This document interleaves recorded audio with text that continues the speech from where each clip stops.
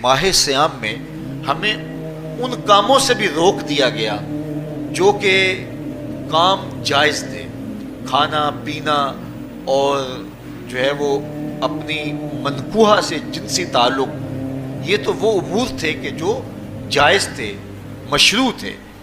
लेकिन औकात रोज़ा में उन जायज़ कामों से भी हमें रोक दिया गया। इस फ़लसफ़े को हमें समझना होगा कि जो काम शरीयत में जायज़ थे, मशरू थे, रोज़ा उनसे भी रुक जाने का नाम है।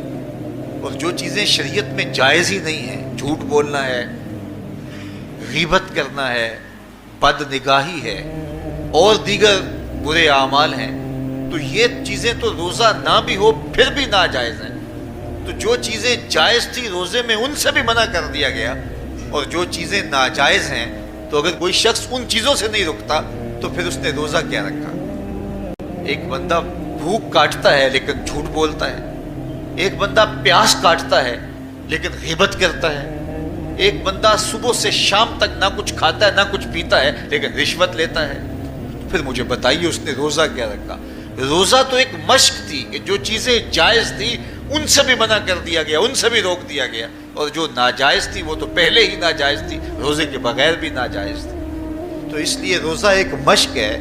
हमारे सामने मुरगन गज़ा मौजूद है, हमारे पास सामने ठंडा मशरूब मौजूद है, और हमें मश्क करने की तलकीन की गई कि तुम्हें भूख है, शिद्दत की प्यास है, लेकिन सब्र करके दिखाओ तुम नहीं लोगे, ये तुम्हारी मश्क है।